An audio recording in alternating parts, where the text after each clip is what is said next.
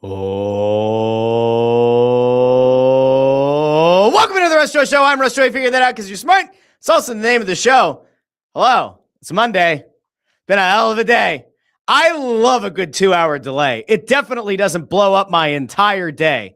Thank you to all the school districts in our area that decided a 2-hour delay was necessary today. Necessary? Is it necessary for me to drink my own urine? No, but I do it because it's sterile and I like the taste. Thanks, Patches O'Houlihan. Welcome on in. The Philadelphia Eagles shut out a terrible Raiders team. I have not yet delved into just how unhinged sports talk radio has gotten today, but I'm sure we'll get there at some point this week because I expect that somebody's going to figure out a way to be negative. Oh, did you see that they put Tanner McKee in the game? Clearly that means that Jalen Hurts was actually benched. It's time to bench Jalen. You see how good Tanner McKee looked throwing the ball over the middle? I can't wait. Well, it's only the Raiders. Let's see how they do against the Commanders and then the Bills, and then we'll decide who the quarterback is going into the postseason. Yeah, sure.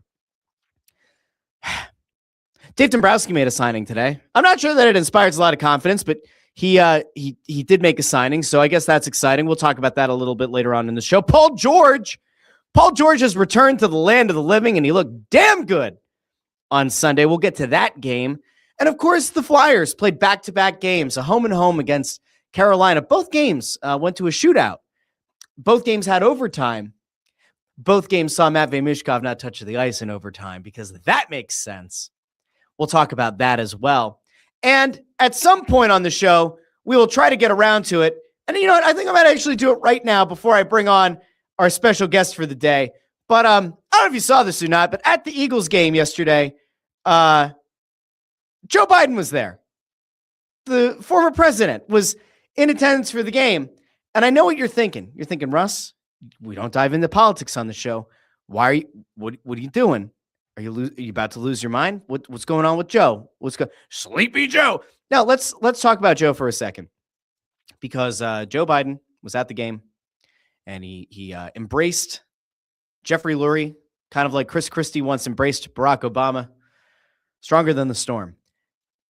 I just want you to look at this picture and tell me what's wrong. I'm going to be like one of those weird anonymous accounts on Twitter that has like 500,000 followers and just says, "What do you see in this image?" Have you caught it yet? Look at the hat. Look at the Super Bowl that is on the hat. Super Bowl 57. Anybody remember what happened in Super Bowl 57? The Eagles lost. Yeah.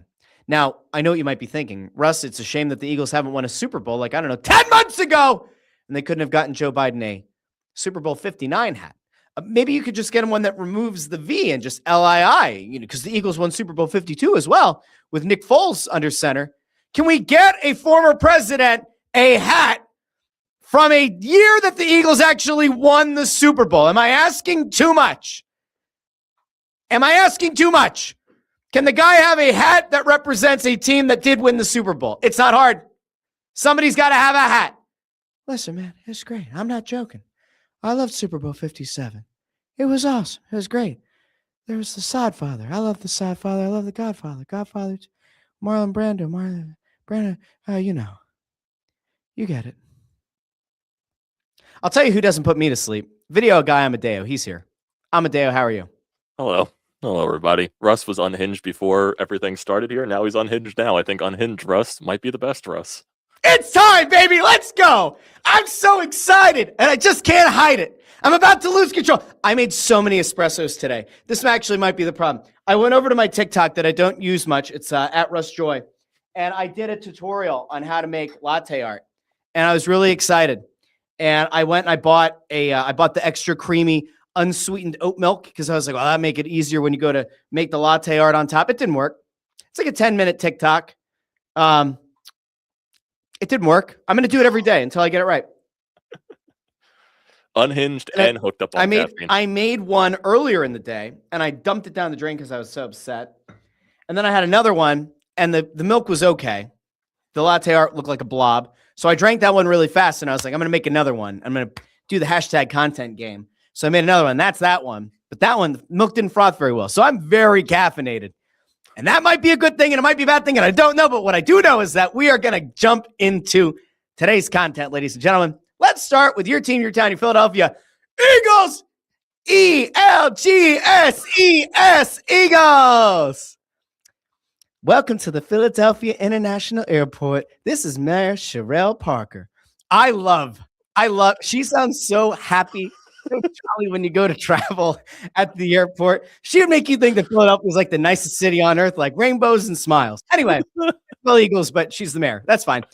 So let's get into what happened on Sunday, because I will admit I missed the first quarter of the game because I was out with the family at a Santa brunch, and it was a delightful Santa brunch. Absolutely fantastic. The kids loved meeting the man with the long white beard and the chubby gut. We love Santa Claus. So I looked at my phone, and for some reason in my mind, I thought it was a 4:00 game. And my kids go, "Hey, Dad, is the game at 4?" And I pull it up, and I go, "Oh, my God, the Eagles are winning 17-0. Hey, how about that?" Obviously, Jalen Hurts isn't playing. Tanner McKee must be under center if they've got 17 points, right? Because that's what Sports Talk Radio said last week. Rage bait. They got what they wanted. They got their attention, Amadeo. But believe it or not, the Eagles won 31-0, largely on the back of none other than Jalen Hurts. Amadeo, is it time for people to apologize to Jalen Hurts? 610-632. Where's your? I mean, they're never going to do it. People just hate him for. I don't understand the hate. I really don't. Now, do I understand the frustration from Monday? Yes, obviously. You say it in anger. Obviously. Do you mean it from anger? No, but obviously some people do actually mean it because they're just ridiculous and just insufferable. But Jalen responded the best way that he probably could. He played really well. Throws were on point. He actually ran the ball, even though there was a scary situation where took an ugly hit. He kind of buckled, not ideal. Yeah, wasn't a fan of it, but he came right back out the next play. The in-between slide, can't do that. You got to go all the way or not at all. You either slide or you dive, one or the other. You can't go down. He was a little bit too graceful, a little bit too indecisive on the side, and it really could. I mean, we'll get to this later. We saw two knees get blown out yesterday. We saw Patrick Mahomes tear his ACL. We saw Micah Parsons. They're still doing the MRI. I think they're doing the MRI today, but the fear is a torn ACL. Jalen Hurts could have been a torn ACL because he didn't decisively slide. Not ideal. Yeah, but came right out the very next play, threw an absolute dart to A.J. Brown in the end zone, and he actually caught the ball this time, which is all important. And even though it was against the Raiders, we can all put that out in the front there. I understand it's the Raiders. They're not that good of a team. They're a really dreadful team. They're probably a really embarrassing franchise in the National Football League. Yeah. But the Eagles the Eagles in 23, when they were spiraling out of control, they were playing a Jonathan Gannon-led Cardinals team that was terrible. They got shit stomped by that team. Yep. They didn't do that this week. They responded the best way they could. Defense, obviously, shut them down, which was, going to be obvious. It was all what the offense was going to do. Jalen ran the ball. Saquon had some life. Dallas Goedert had a really good day at the office, even though he did drop that one touchdown. Still, gonna let that slide. But overall, it felt like there was a little bit of competence. That's what and you can't control the schedule the rest of the year. You're playing the Commanders twice. The Bills are in there. These last few weeks, Bills find a way to get too. Yeah, Bills are in a dogfight. They had a hell of a comeback against the Patriots after Dave Portnoy put out a video when they went up 21-0. I mean, listen, people could say what they want about Portnoy and about Barstool. Knew exactly what he was doing. It was brilliant, right? Because on one hand, you put that out and you piss off the Buffalo fans everywhere, right? And if your team blows the lead like the Patriots did, well, then you look like a jackass. And then you could put out another video on top of it. And like it did exactly what it wanted. By the way, you're mentioning that the Eagles beat the Raiders, right? They beat the Raiders. I love the Raiders. I love the Raiders. Raiders are the lost ark. Lost ark, Joan of Arc. Arc, HDMI, Arc output. And we got the Raiders. We got Lara Croft, the Tomb Raider. I love the Tomb Raiders. I love it all, man. I do. Anyway, I think it was a good day in that, like, we got to also see Saquon Barkley look like Saquon Barkley at points in this game. We saw, I think, a stronger effort by the offensive line. But, like, again, I don't want to put too much into the over positivity of the analysis here. But once again, it feels like the really smart people who break down the All-22 film today are talking about the fact that the Eagles did a lot more layered, nuanced things in the offensive game planning of this week. Now, I take everything with a grain of salt in this life, right? I could very easily look at the Raiders and say they only have 2 wins. They suck. They don't look like an NFL team. They've gotten steamrolled most of the season. And that, like, it probably isn't totally fair to then, like, look at this game and say, ha, everything's fixed. Everything's great.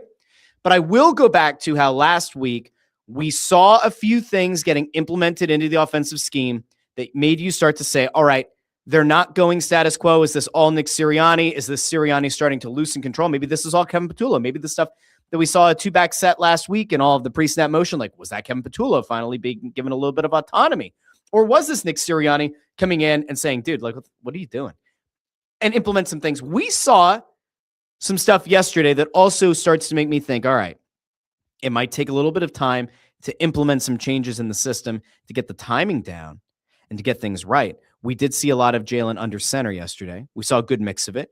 We did see that multiple touchdowns came out of shotgun, so you can't say that it was just like a, it's just as easy as putting Jalen under center. But like we also saw crossing routes. We also saw, oh, there goes my light. I don't know what happened. There we go. Now it's back. We had a touchdown across the middle of the field. Like there were things that happened in this game that you sit back and you go, hey, you know what? All things considered, it was a better looking Eagles team. It was a better looking Eagles offense against a pretty bad Raiders team, a very bad Raiders team. One that does have an incredible player in Max Crosby, who the commentary team loved. They love Crosby. They had almost as much love for that Crosby as Pierre Maguire used to have for Sidney Crosby, right? It'd be like, you'd be watching a Flyers-Capitals game, and they'd be like, oh, let's go down to Pierre. Pierre, what are they saying on the benches? Thanks, Doc. Alex Ovechkin was drafted. He's gone toe-to-toe with Sidney Crosby. Sidney Crosby. Back to you, Doc. Thanks, Pierre. It was like that yesterday. It was like you're watching the Eagles march up and down the field, and the commentary team's like, I'll tell you what, though, Max Crosby, man, you want to talk about a guy who's really exciting, a really exciting defensive player. Max Crosby's great. Oh, they just gave up 45 yards. Okay, Max Crosby, though, great player. I mean, what an impact guy. I mean, now I get it. The Raiders defense stinks, but Max Crosby is a really great player. Up there, touchdown. But Max Crosby looked really good on that drive. That's what I felt like Sunday's commentary team ended up becoming. I was like, all right, we get it, guys. You like Crosby. You think Crosby should be on a team that actually doesn't stink. Like, I get it. I don't think you're wrong. Swell. Is there anything else that you came away from this game feeling good about? Like, obviously, the design runs for Jalen, the mixing things up, it didn't seem like they were nearly as predictable. I want to believe that going forward, this is going to continue to bear some fruit. Maybe they're going to finally hit that stride when they need to. I mean, it's 2 games out of 3 against the Commies to end the year is certainly a good thing. That game against the Bills, a nice, probably meaningful game, right? Because again, I said the Bills came back to win that game. It looked like a foregone conclusion that the Pats were going to walk away with that division because the Bills came back and won that game. The AFC East is still very much in play. The Bills only trail the Pats by a game.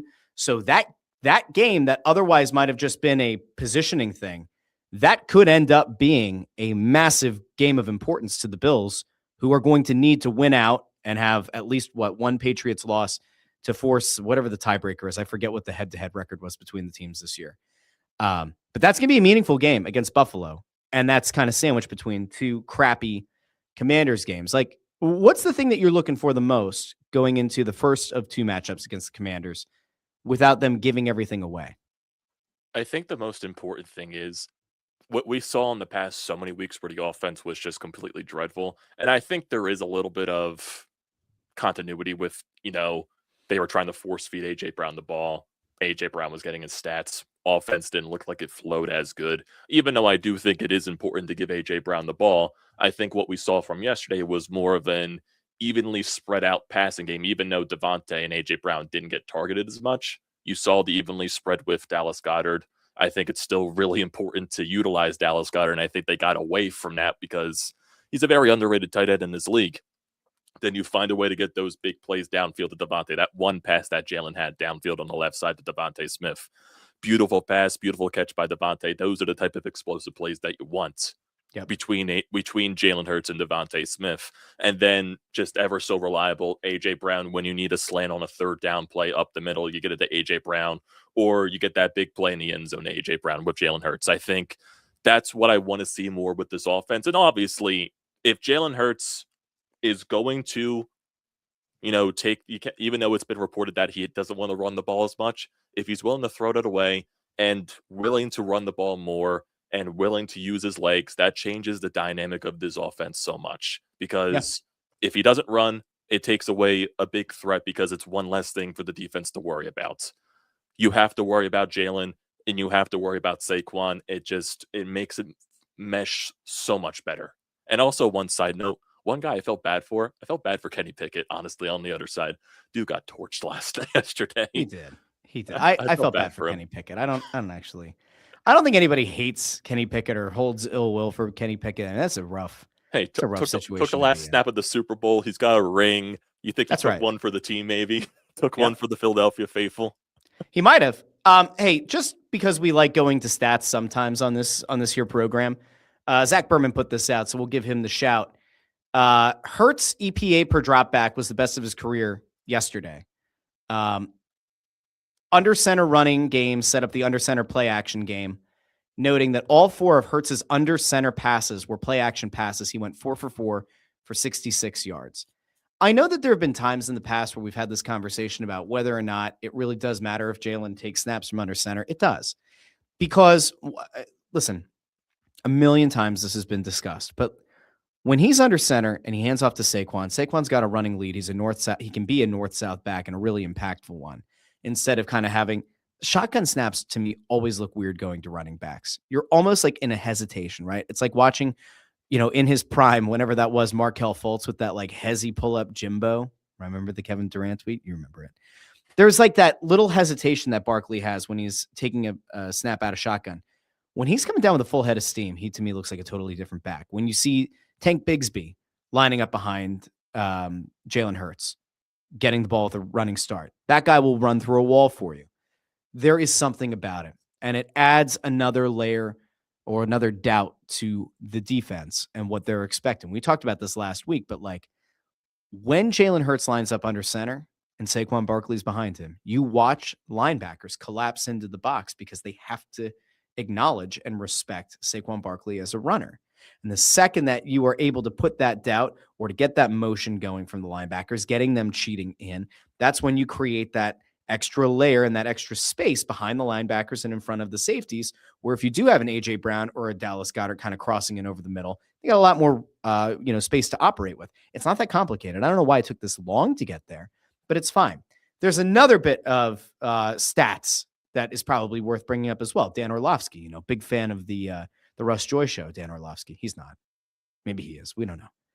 But he put this out this morning. Jalen Hurts play action this season. From shotgun, 5.6 yards per attempt with a 38.4 QBR versus under center play action passes, 10.5 yards per attempt, 60.8 QBR. Like, to me, we can say, well, what's the sample size, right? And how much does that sample size really represent what you're going to see in the playoffs? I think it's very, very clear at this point. This offense is best when you're getting that mix of Jalen under center, Jalen in the shotgun. When you are mixing up the look of having Saquon behind him, Tank Bigsby behind him, when you have Saquon lining up, when you have those 2 back sets we saw a week ago, just put some doubt. Don't make this offense so goddamn predictable. And that was the thing that I think most of the season we've all just been kind of losing our minds about. Now, I saw Amy put this out here about Gronk, right? It said Grok, but Gronk. Gronk said playing the Raiders is like putting Neosporin on a cut, heals all open wounds. Sometimes you just need to play against a shitty team, right? It's like getting live reps, right? It's like that idea of you can't necessarily get yourself in that right mental space or know how well you can execute unless you're going up against a live opponent. Practice is one thing, but you're not all out trying to destroy the opposition from the defensive perspective. You're not like laying in the big hit. And from the offensive perspective, like you're not used to getting those hits in practice. It's a totally different beast when you're playing live reps against a team that actually wants to win. Now, the poor Raiders want to win every game. They won't win many more. They might not win another game this season. But if you're able to kind of work out the kinks, that's not a bad team to do it against. The Commanders, I will not look past. Even though the Commanders have had a very bad season that's been filled with a ton of injuries, most notably to Jaden Daniels, like There I is can some still breaking news with the Commanders, though, that just came out. Oh, commie breaking news. Go ahead. Ian Rappaport posted it like 5 minutes ago. They're shutting down Jaden Daniels. Oh, by God! By God, good God Almighty! He was reevaluated today, and he was not cleared. By God. So they're shutting him down in the final 3 weeks against the Eagles twice and Good the God. game on Christmas against the Cowboys. This is not a good thing if you are a fan of the Washington Commanders. Let's go out to this real quick. You said it was Ian Rappaport. Yeah. Ian Rappaport, by God. Sources, the Commanders have decided to shut down quarterback Jaden Daniels for the final 3 games, turning his focus to supporting Marcus Mariota. Yeah, I mean, listen. The Commanders fans might be disappointed, right? But the season is over and has been over. It's a smart This thing is to also do. the same Washington fan base that once watched Mike Shanahan commit organizational malpractice by putting Robert Griffin III back in a game and tearing up his knee and effectively ending his career. So, like, if you're the Commanders, it's the old adage about like tanking, and tanking doesn't happen in the NFL. And like, there are far more teams that are still like in a worse spot than the Commanders are. Like, the Jets only have 3 wins. The Browns only have 3 wins. The Bengals also have 4 wins. The Titans only have 2 wins. The Raiders only have 2 wins. And the Cardinals have 3 wins. So the Saints have 4 wins. Like, there are a lot of shitty teams. And yeah, the Giants have 2 wins. There's a lot of shitty teams. So you're not like racing to the bottom. And this doesn't guarantee you that you're going to like have a bona fide stud to put on that team with Jaden Daniels. But like, to me, you absolutely had to shut him down. So for the Commanders, like, it's fine. Here's why it might actually be a bad thing, though, for the Eagles, right? I don't think Marcus Mariota is going to like shock anybody. I don't think Marcus Mariota is going to show you anything that's going to like blow your mind. But Marcus Mariota is kind of playing for a job, and he's trying to probably continue to put some film out there to get another team to be interested in him going forward, right? So here's a guy who has nothing to lose, and here's a guy who ultimately is trying to still audition potentially for more teams going forward. He's going to leave it all out on the field. I mean, there's no downside to it if you're Marcus Mariota. Now, for the Commanders, it's going to be I think a more intriguing thing. Do they start to shut other players down? Do we see other guys that have gotten knocked around this season and gotten hurt, like a Terry McLaurin? Does he maybe find himself out of the lineup this week? Does he certainly find himself out of the lineup in the final game of the year? I would expect that now that means the final week of the season, that final game between the Eagles and the Commanders, unless somehow the Eagles are in contention, fighting for the 1 seed. Somehow going for that 1 seed, then fine. Like, they'll play the starters. More likely that won't be the case. Maybe you're trying to jostle for that number 2 overall seed in the conference. It's entirely likely that last game is a total washout. That's just a get your bodies and minds in the right spot. And the Commanders are also not going to risk anyone. People. That'll be a Tanner McKee. That'll be a Tanner McKee game. That's the Tanner McKee game, guys. Hey, Nate Sudfeld is the future of this team. Kevin Cobb's got it going, guys. Let's go. AJ Feely. He's got it. He's got the X factor. Yeah, sure. Cool. Awesome. I love that. Wasn't Tim Tebow the backup at one point? Weren't people excited about that? Oh, well, because the Eagles were also trying at that point to I think that was the first year that they proposed the extra point rule about trying to shorten the distance for the 2-point conversion, because they wanted to use Tim Tebow not in a tush push role, but like similar. And it didn't work out. But yeah, Tim Tebow was here for a bit. Timmy T. So, hey, who's your favorite obscure backup quarterback? It can't be Jeff Garcia. He's not obscure enough. I'm not going to give you AJ Feely because I just used him. I have one, but I want to see if you can come up with an obscure backup quarterback in your lifetime that you were like, you know what? I think that guy might have something. I have one. That guy might have something. Oh, God. I'm trying to think of like all the times that I've watched the Eagles because when I was a kid, it was McNabb as the quarterback. You're a big Mike Kafka guy, the interim coach of the Giants now. You a Mike McMahon guy, old blue eyes. Not him. Could you put out there Mark Sanchez? Oh, shit. Yeah, you could. You want to play? How about put Mark Sanchez out there? What was his name? The USC quarterback. Oh. I can see his face. Blonde guy. Matt Barkley. Oof. You know who I would go with? Jeff Blake. You might not even remember Jeff Blake. I don't. I promise you. All of you right now, Amadale, get ready to clip this for later. I promise you.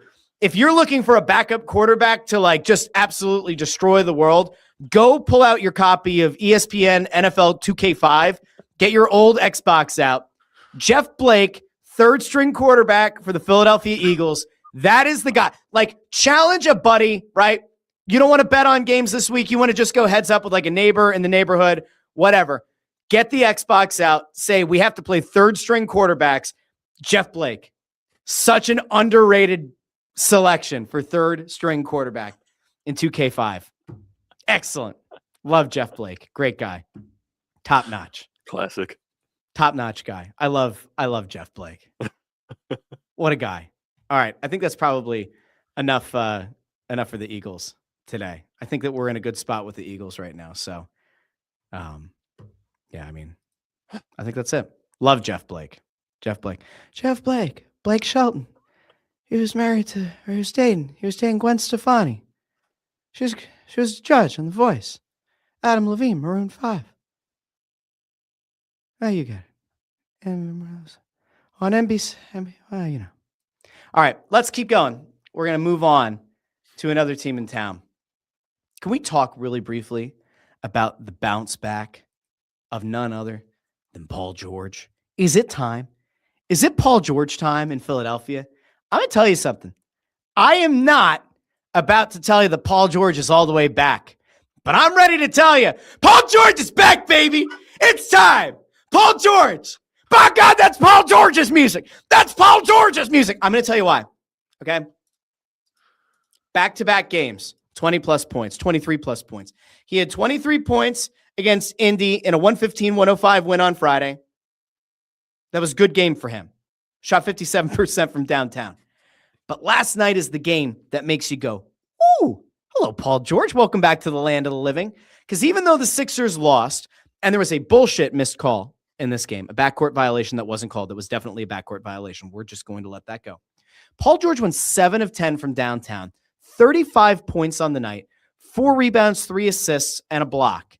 I'm not telling you that Paul George is all the way back, but 35 points in 33 minutes, shooting 70% from beyond the arc, 52.4% from the field overall. I am not ready to say Paul George is all the way back, but Amadeo, Paul George is all the way back. It's time. You're telling me there's a chance. Well, I'm telling you something, man. I'm telling you. I love Paul George, man. I've always been a big believer in Paul George, man. That's a guy, Fresno State. You remember Fresno State? Great basketball program, man. He's a great player, man. I am so excited about the possibility that Paul George is going to be anything better than 0. Now, I am not ready to throw my hat all the way in the ring. I am not selling all of my anti-Paul George stock. I have been holding out hope that Paul George was going to eventually show that he is more than a husk, a living husk, a shell of his former self.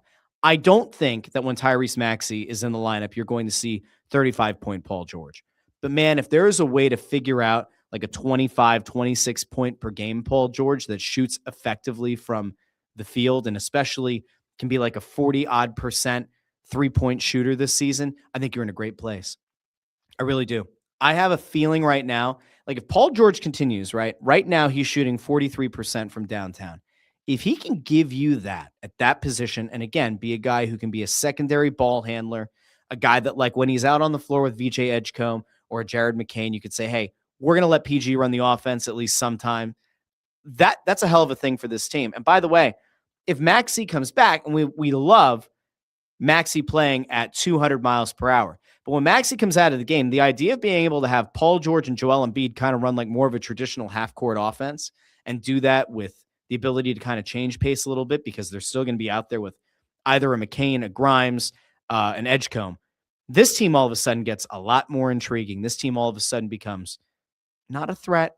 We're not going to say a threat in the East, but it certainly becomes a much more viable team. What do you think about young Paul George?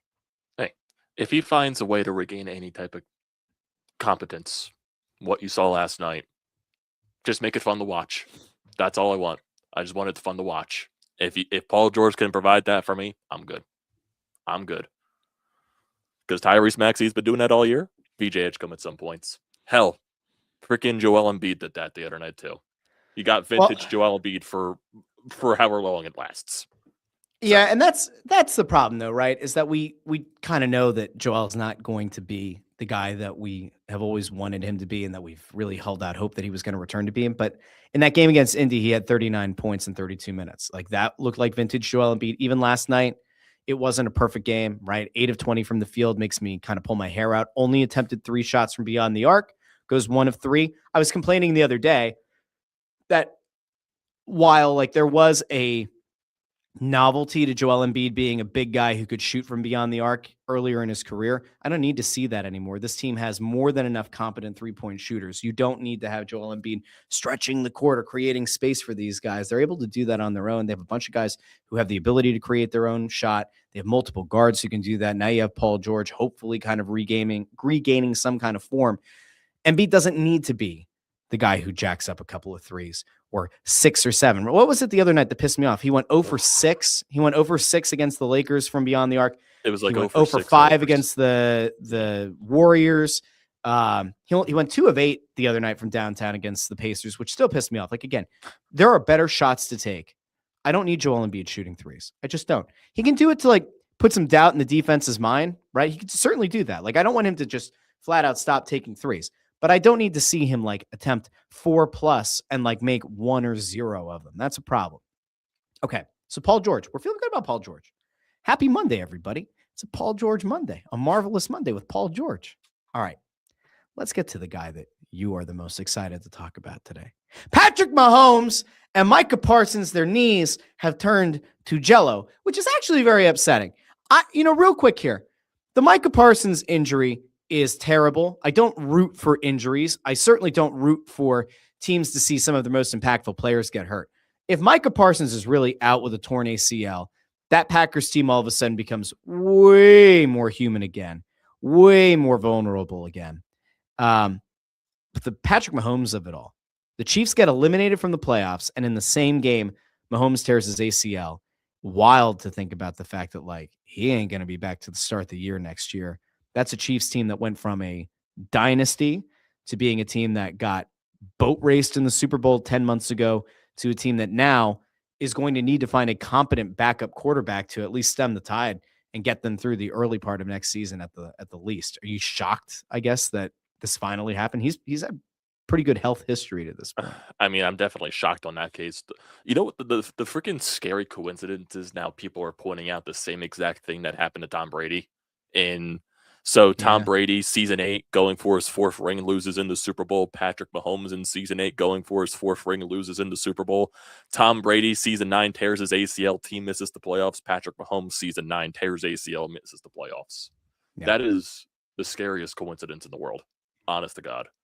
But it is a little bit weird. I feel bad for him. I mean, I do. I saw so many people on Twitter. Obviously, Twitter's not the real place in the world. People celebrating. I'm like, geez, God, people have a heart. Yeah, I mean, I don't fully understand why people are as unhinged as they are now. I'm starting to like hit that thing where like I know that a lot of people say that Twitter doesn't represent humanity. It's only a subset of humanity. I spend probably too much time monitoring Twitter because of having multiple shows and multiple accounts and like having to kind of be plugged into what people are saying there. But man, like you shouldn't root for someone's downfall. Patrick Mahomes doesn't have like some kind of spotty record where he's like abused women and kids.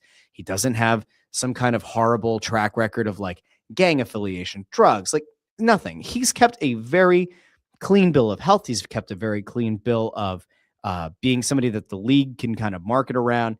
I hope he gets better soon. I mean, he's one of the most exciting players to watch, one of the best quarterbacks we've ever seen. And it's wild that it feels like every few years you get a new guy who comes into the league and you go, he could maybe make a case to be the greatest of all time. In our lifetimes, right? We saw the end of like the Montana, we saw Aikman, but like really, you saw Tom Brady go from irrelevant to undeniable. You saw Peyton Manning year in and year out go toe-to-toe with Brady, make a case that he might be the best passer of all time. Then at some point, Aaron Rodgers bursts on the scene. Ben Roethlisberger's doing it a totally different way. We saw those guys go out and win Super Bowls.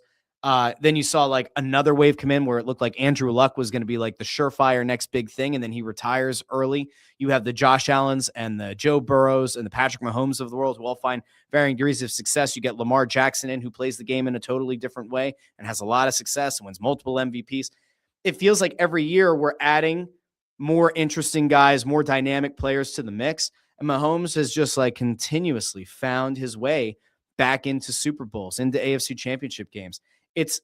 There's like a small part of me that's disappointed that it ends like that. I'd rather see, like, if you're going to watch somebody go down, right?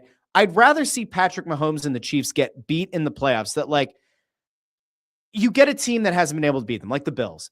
Josh Allen finally gets over the hump, exercises his demons. Well, what's he not going to get the opportunity to do this postseason?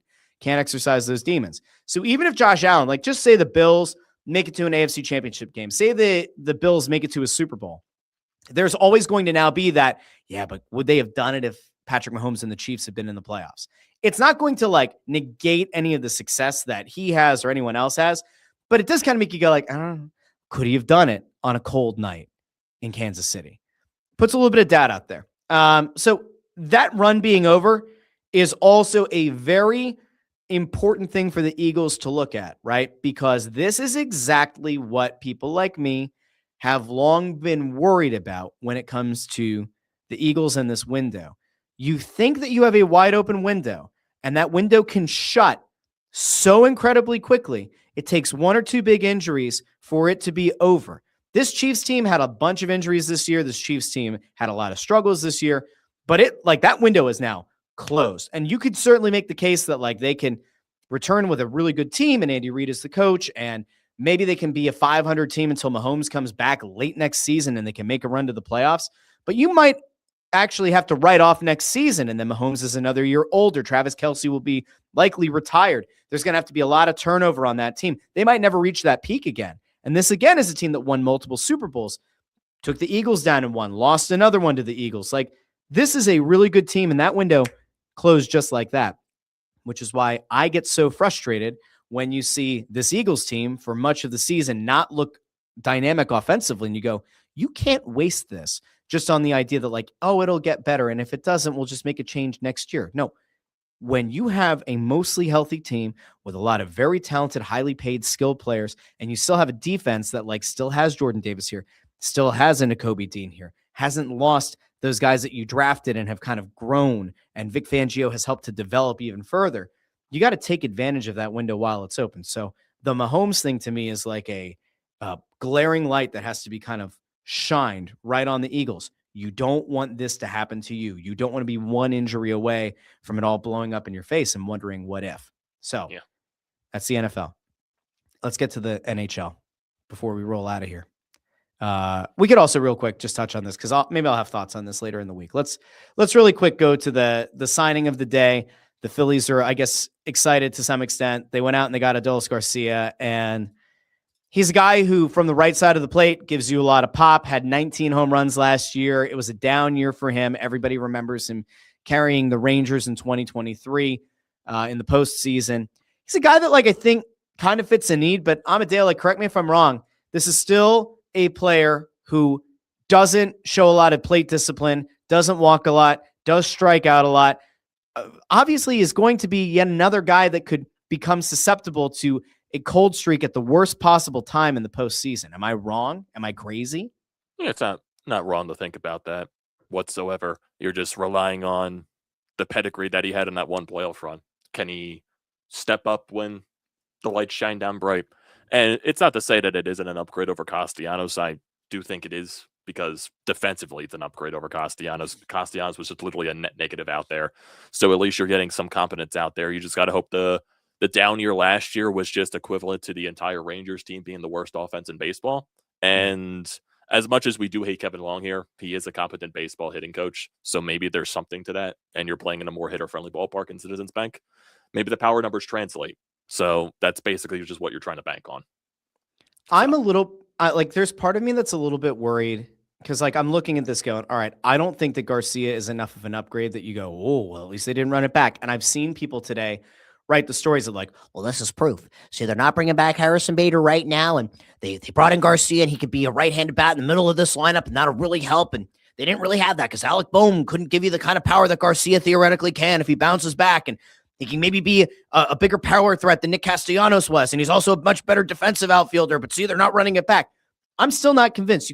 You still have to make additional moves. Like, you still have to get rid of Nick Castellanos' contract.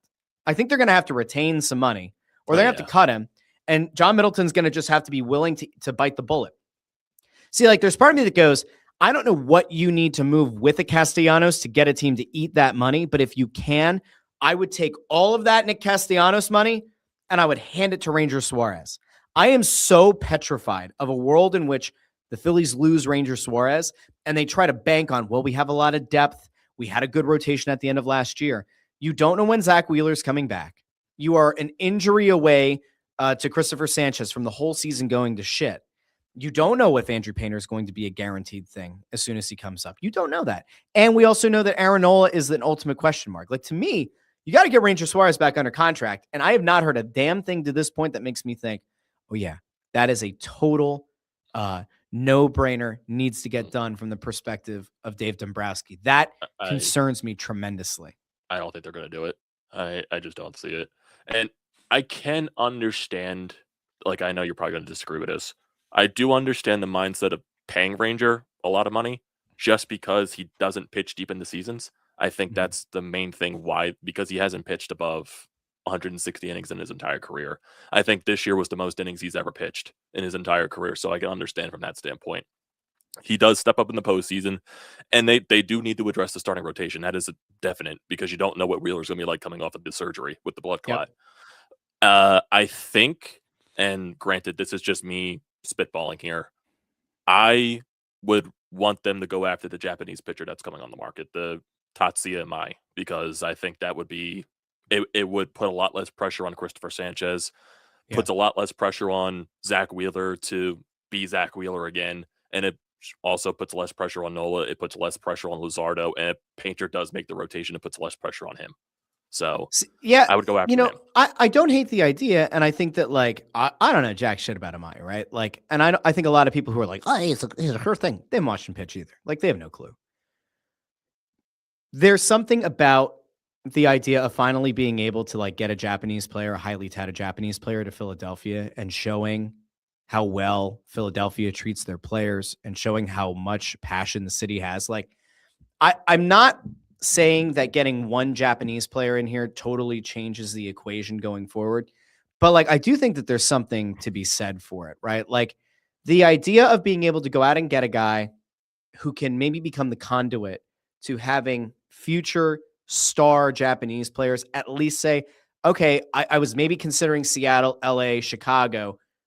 This guy's having a lot of fun and finding a lot of success playing in front of packed ballparks in Philadelphia, and they have been a relevant team. Like, maybe I'll think about it.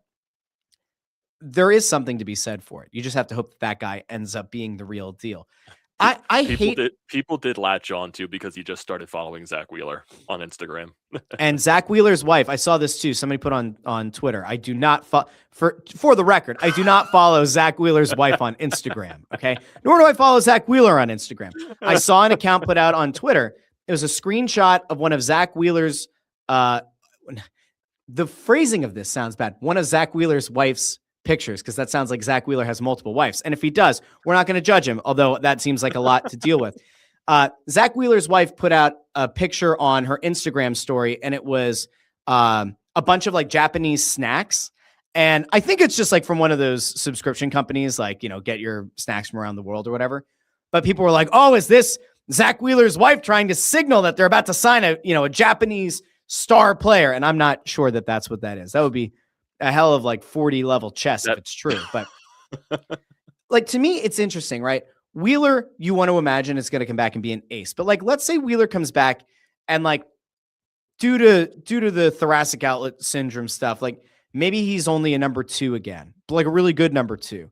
And Sanchez can continue to be that number 1 that he was able to step into being once Wheeler went out. All right. Well, then you have Sanchez and Wheeler as your 1 and 2. That's great. Luzardo, is Luzardo a 5? Is Luzardo a 3? Because there were moments last season. Luzardo was early in the season, Luzardo was in Cy Young candidacy conversations, right? Then there were other times where it's like, is he tipping pitches? Can he even be a starter? We were talking about, is Luzardo even going to make the playoff roster, right?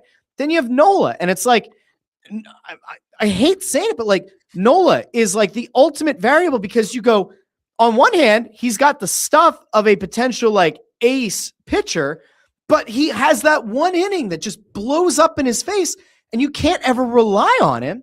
So that's an issue.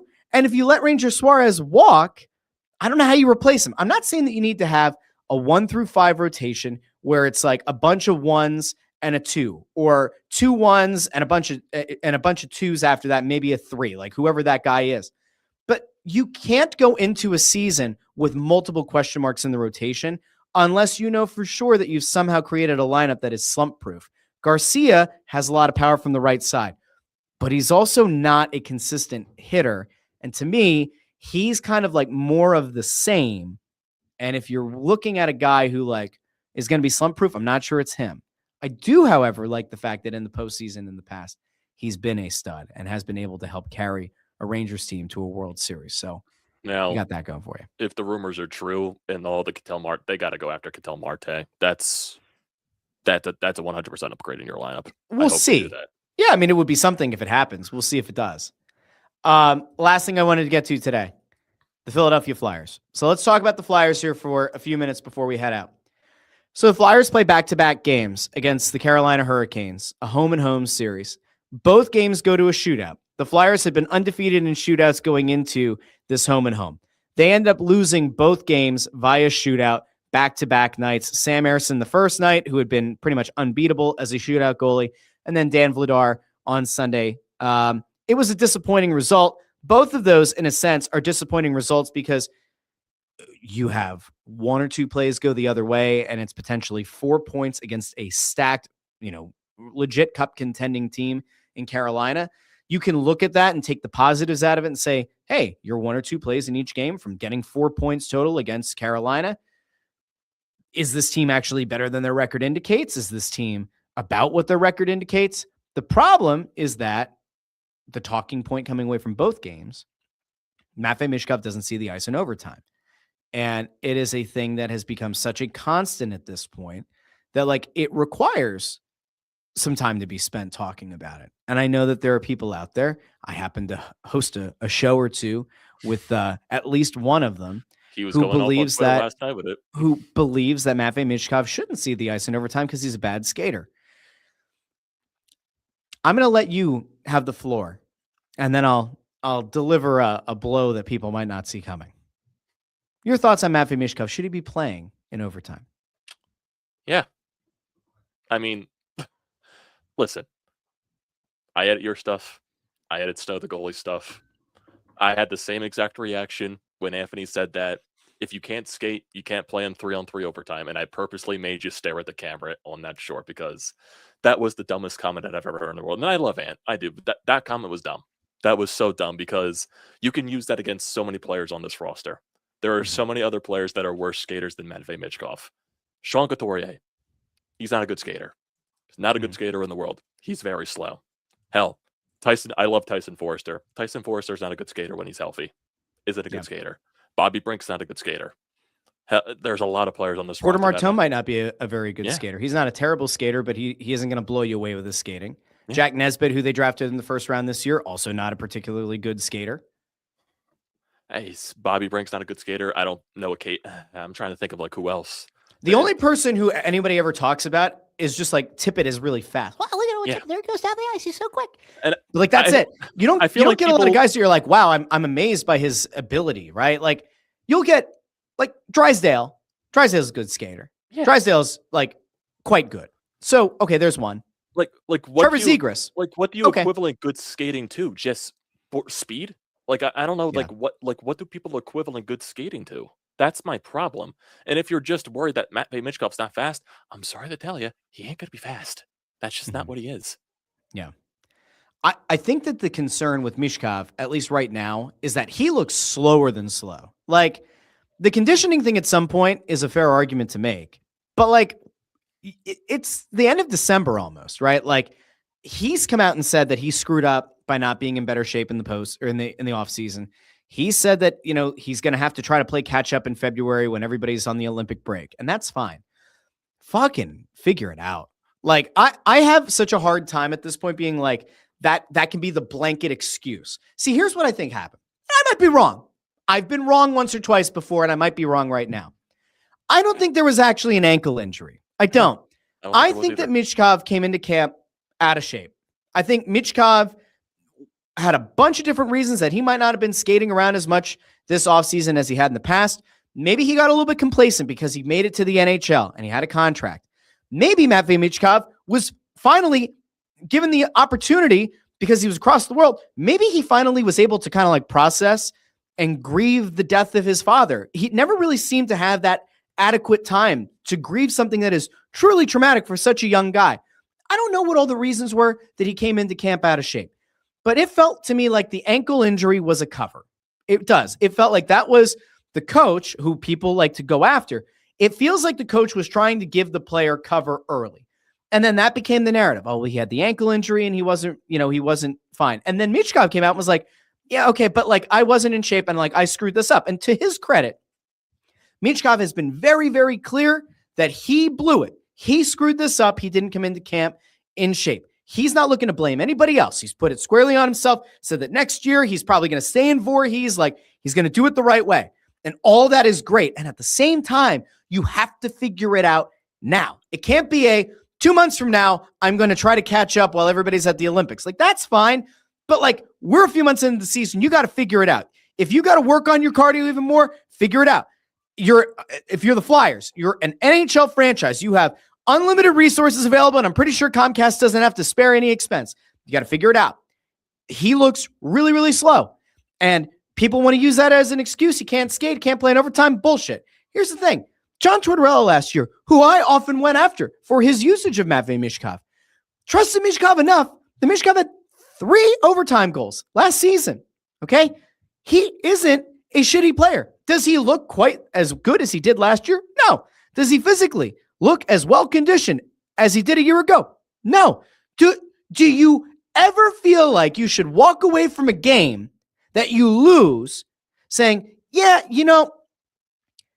it would have been good to have Michkov in the game at some point in overtime. We just didn't figure out how to get him in there. And then you lost. You have to be able to say at the end of every game, we left it all out on the ice. We did everything we could to win the game. If you're Rick Tocchet and in back-to-back games, you didn't figure out a way to get one of your most skilled players, one of the players with the best shot on the team, one of the players that has the most gravity of anybody on the team, you can't figure out a way to get him into either overtime. I know that people want to point to Sunday. There was a penalty. You spent 2 minutes on the PK in overtime. That's all fair. Guess what? It wasn't like 10 seconds or what was left in the overtime after that penalty kill. All right. You have the ability to figure out ways. And I've raised this a few times. The Flyers don't like to have Trevor Zegras take faceoffs. They have Christian Dvorak do it. And then as soon as the faceoff's over, Dvorak goes back out to wing. Zegras tends to drift back to the center, right? There is no reason that the Flyers can't figure out a way to put somebody out in the faceoff circle who can win a faceoff and send one of the wings to the bench and have Michkov come on. You get possession, get Michkov on the ice. He needs a shift. Is it the first shift of overtime? Maybe not. You also can't do this thing where it's like, oh, well, we're going to figure out how to get him out there for the last shift because we're not as worried. We'll get possession, and then he can be out there, and if he's only out there for 45 seconds, he can't really kill us. I'm sorry. That doesn't work. Travis Konechny had a dumbass move a few games ago in overtime that cost this team a win. Sean Couturier, who I still like a lot more than a lot of people do, is not fleet of foot. Is he a more responsible 200-foot player? He is. But on open ice and in overtime, is he really that much better? I'd say nay. So, like, you have to figure out a way to get your best players on the ice. That's your job. I would crucify John Tortorella for that a year ago. I don't then turn around and say, that's okay, Rick Tocchet. You're nicer to people and you'll actually answer Anthony's questions. So by all means, like, you could just do whatever you want. No, figure it out. Get your best players on the ice. It shouldn't be that hard. This comes back to an old, I'll get you back in here. This comes back to like an old philosophy that I have. This is across all sports, right? When you hire a coach, coaches tend to come in with a system that they want to run in any sport. They have a system, a formation, tactics that they want to run. The okay coaches and oftentimes the bad coaches are rigid. This is my system. These are the tactics. I will take these players and they will figure it out. I'm going to jam them into this system. The great coaches take things that have worked in the past, they evaluate the players that they have in front of them, and they figure out how to adjust their system to fit those players, or at worst, to kind of 50-50 it.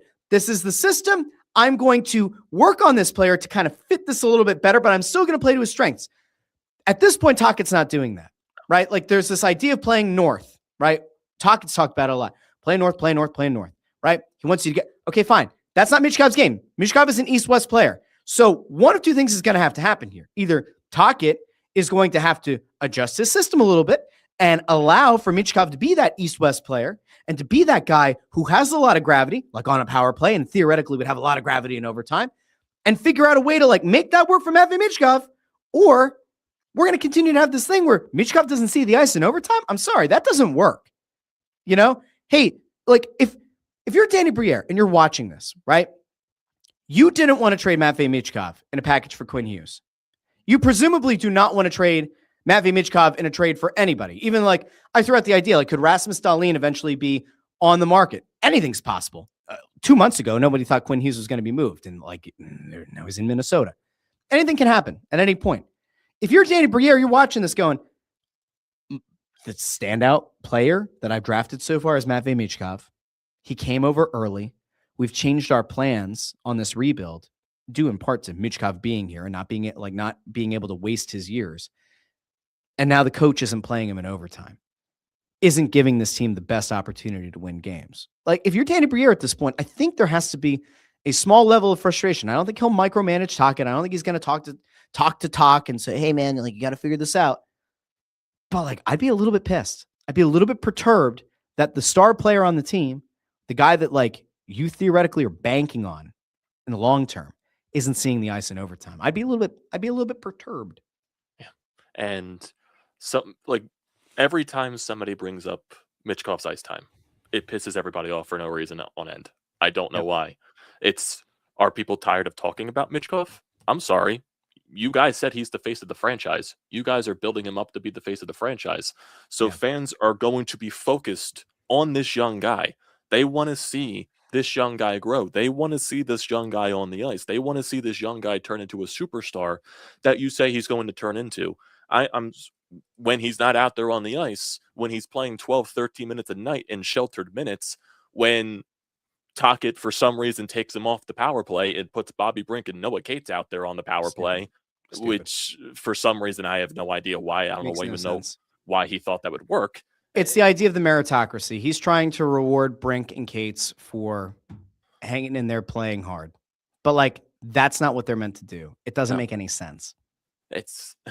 And I know you've brought this up many times with John Tortorella in terms of a coach that is coaching to win hockey games in a rebuild. Mm-hmm. That's how and I'm not saying Tocchet's a bad coach whatsoever. This is not my entire stance because his system is clearly working for some players. His philosophy is working for some players. Zegras looks amazing. He looks fantastic. Now, Dvorak has been a big part of that, but Dvorak looks really good as well. Yeah. Jamie Drysdale has looked solid this year. Forster was having a breakout year. Yeah. York, when he's been in the lineup, has looked really good. Sanheim has looked like a legitimate top pair defenseman. There are guys on the team that have looked good under Rick Tocchet. Yes. Grundstrom, Grundstrom has had some moments here in recent games. Ty Murchison comes up and doesn't look out of place. You don't say that that's all a Rick Tocchet thing, but like system-wise, they've been able to plug and play pretty well. Again, part of that also comes back to the fact that like Tocchet and Snowden, the coach at the Phantoms in Lehigh Valley, they are now aligned system-wise of what the expectation is. So I think that's a big part of why you're seeing guys like Murchison and Grundstrom be able to flow back and forth. And Emil Andre was able to go down to the Phantoms, come back up and be an impact player for this team. They're running the same system now. They are aligned. It's not a culture shock when you get to the NHL level. So that part, we will also give Tocchet credit because apparently Torts and Loppy just never seem to like cross paths or talk tactics with one another, which seems insane to me. And then just going back to this whole Michkov thing, yes, this system is working for some players, and I'm not trying to say it doesn't work for Michkov, but you also have to try to develop these players. You have to try to develop Matvei Michkov. And I don't think, and I understand all the stuff that happened in the offseason. I completely understand that. He made a mistake. He made a bad judgment call. He got his first big boy contract. He went and celebrated whatever he did in the offseason. He made a mistake, and it just, people are crucifying him to no end, like he made this just ungodly sin that he showed up out of shape and he has to be punished on dear God's end for it. That's what I don't like with the Flyers fan base at some point. He says, oh, Matvei Michkov, oh, he did his team a disservice. He showed up out of shape, blah, blah, blah, blah, blah. You don't punish the kid on ends, or because right now it feels like he's just in the doghouse consistently. And I don't think that's fair to him. I really don't think it's fair. I understand he made a mistake. It's up to the player to fix that mistake, but the coach also has to put a young player that has immense talent in a position to succeed. Playing him 12 to 13 minutes a night on a line with Sean Couturier, who, let's be real here, Sean Couturier, as much as I do like Couturier, he's not the same player offensively that he used to be before the back surgeries. He's just never going to be. And I don't think playing with Couturier is going to help Michkov out. You saw in the few stints in the preseason, you saw in the few stints in the regular season that Michkov was paired with Trevor Zegras. You actually saw some consistency on the offense. And for some reason, Taka just completely went away from that. I've actually asked the question of like, why do we play preseason games? Why does anybody play preseason games? Why do you test all these things out and then never apply them in the regular season? There is an absolute non-zero chance that if you played Dvorak with Zegras and Michkov, that it would be a really good line. I wouldn't actually set it. I think that at this point, Zegras and Dvorak are like married together. Like they have, like, whoever is going to rotate on that, that's a pair. And you just add a third dude to that line and you figure it out. Michkov should be playing with those two guys. I don't have an issue. Again, I know that there's a very vocal segment of Flyers fans on both Twitter and Facebook where people have lobotomies. I know that there's still a large group of people who are like, Sean Couturier is somehow like hazardous waste and that he's ruining Michkov. I don't agree with that. And I also would say that, like, when it comes to like in a transition game, right? When you're on the open ice, yes, Sean Couturier isn't particularly helpful when it comes to Matvei Michkov. Michkov's also not fast. This isn't like the same argument as saying, like, Sean Couturier can't play with Owen Tippett because Owen Tippett's so fast and Couturier can't keep up. That'd be a different argument. I think that Couturier and Michkov's games actually do align pretty well when they're in the offensive zone. It's the rest of the time that you kind of go, I'm not so sure. I don't think that Couturier is going to be the reason that Michkov doesn't find that next level. I think that the biggest issue right now is there is a total lack of trust that Michkov can perform in situations that Rick Tocchet right now doesn't think he can. And the bigger problem is that Tocchet will not experiment. Tocchet will not change his mindset around Michkov and give him the opportunity to fail. It is a rebuild. It's year 3 of a rebuild. This team is in the mix in the Eastern Conference, a conference full of parity. And yet, I could say, like, on one hand, they've played really tight games against the Golden Knights, against the Hurricanes, against other teams that are legitimate potential cup contenders. They've done it all year, and kudos to them. But it's still year 3 of a rebuild. You have to be willing to experiment with things.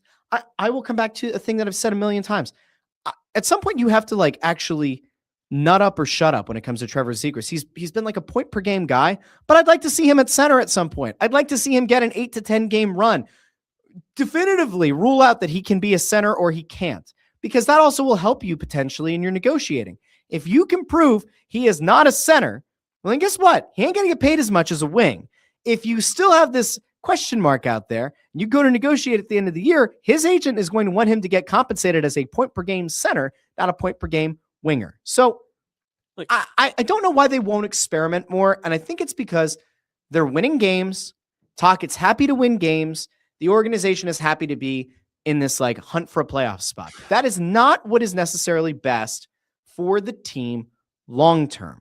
You have to be willing to let your players fail in order for them to find that next level, in order for them to prove whether or not they are the guys who take your team to that next level.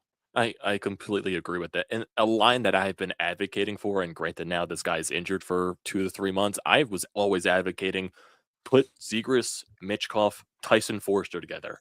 I think Tyson Foerster, Matvei Michkov's game, those guys blend together very well. Tyson Forster can be the defensively responsible guy because he plays a very sharp 200-foot game. He also has probably the best shot on the team.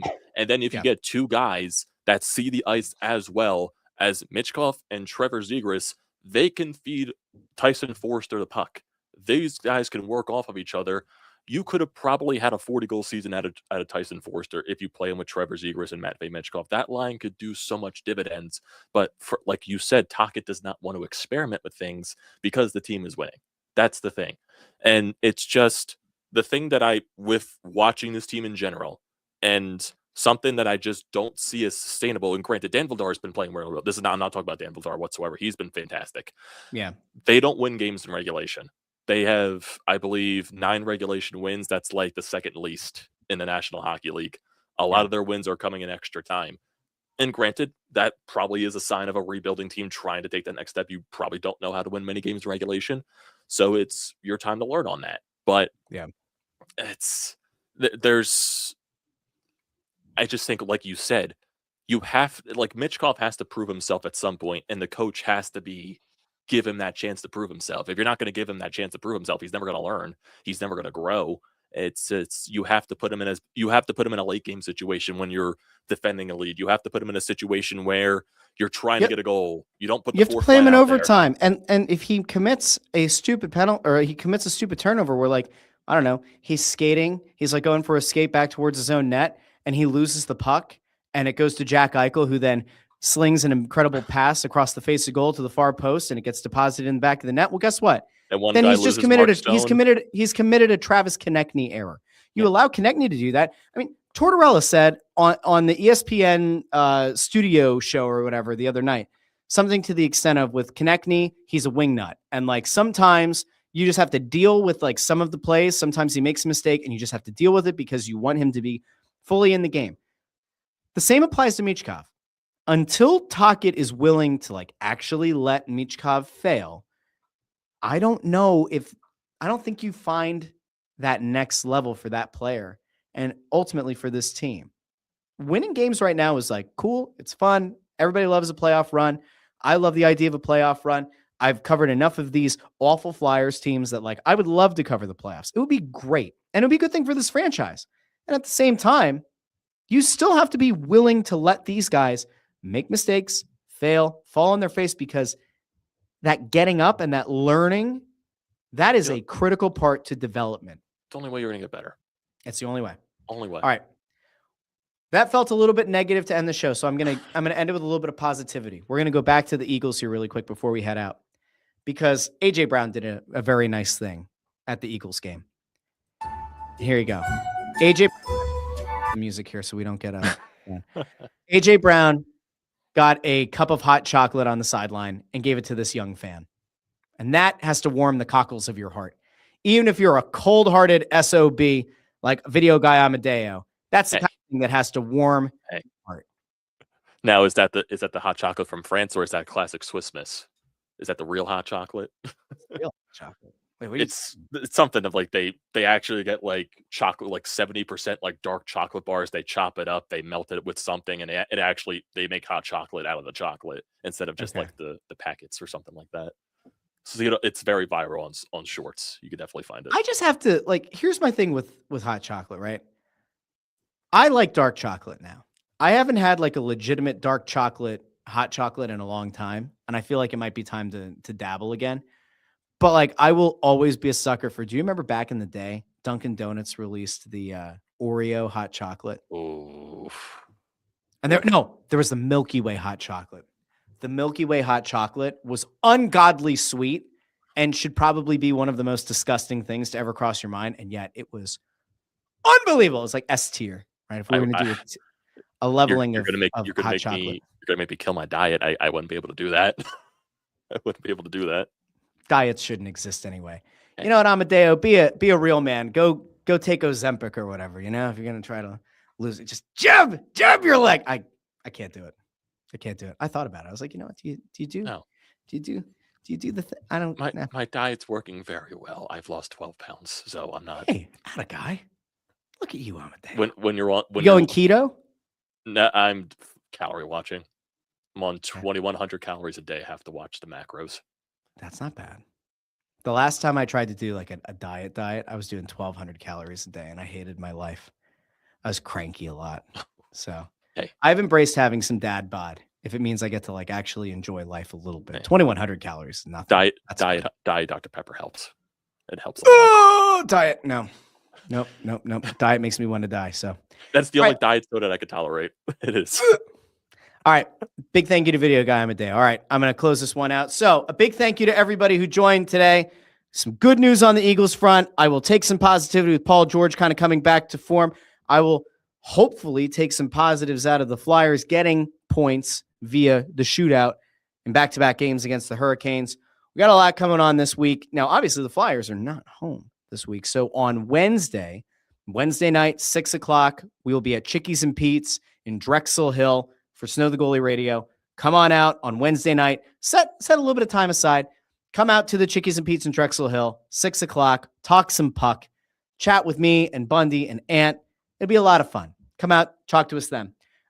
In the meantime, we can go back and forth on Twitter if you want, at Joy on Broad. Do me a favor, like the video, share the video, subscribe if you're on YouTube. And if you like the podcast feed even more, you can go check the show out on Apple Podcasts, Spotify, Pandora, Amazon Music, wherever you get your podcasts. Until Wednesday, this has been the Russ Joy Show, and I've been Russ Joy, but you knew that already because you're smart, and it's also the name of the show. Talk to each and every one of you very soon here on the Russ Joy Show.